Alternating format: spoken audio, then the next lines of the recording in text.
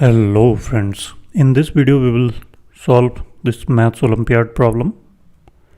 So it says that 1 minus I raised to the power of n multiplied by 1 minus 1 divided by I raised to the power of n is equal to k raised to the power of n.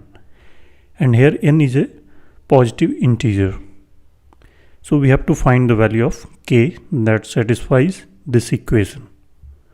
So in this case we are dealing with complex numbers where I square is equal to minus 1. So please pause the video and resume when you are ready. Now let's see the solution. So here you see that we have this first term raised to the power of n and the second term in the bracket raised to the power of n. So we know that if we have x raised to the power of n multiplied by y raised to the power of same power, then we can combine them together. We can multiply them and then the whole thing raised to the power of n. So our original equation can be written as this 1 minus I multiplied by 1 minus 1 divided by I raised to the power of n. Now we can rewrite our equation. Everything remains same. We separate this 1 as plus comes here and minus 1, so nothing changes. So we are interested in minus 1 because we have this complex I here and square of I is equal to minus 1. So now let's see how we will use this fact. So this is minus 1 is equal to I square. So we can write this minus 1 as I square.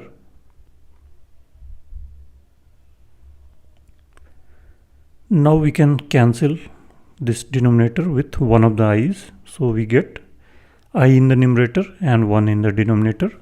So the equation becomes 1 minus I multiplied by 1 plus I and whole thing raised to the power of n equal to k raised to the power of n. Now if you remember, we have a formula a plus b multiplied by a minus b is equal to a square minus b square.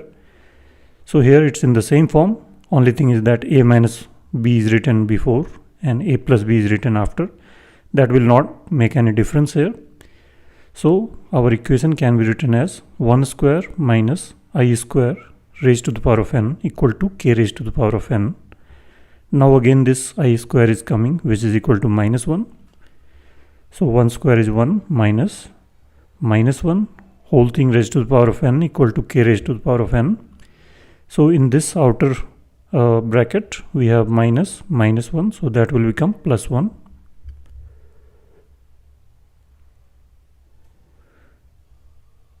Now 1 plus 1 is 2, so 2 raised to the power of n equal to k raised to the power of n. So k is equal to 2. But if you see that if n is even, for example if we have k square equal to 4, that is 2 square, then 4 is also the square of minus 2. So if n is even, then this is the generic solution, but if n is even, we have one additional solution, that is minus 2. So I hope you liked this solution.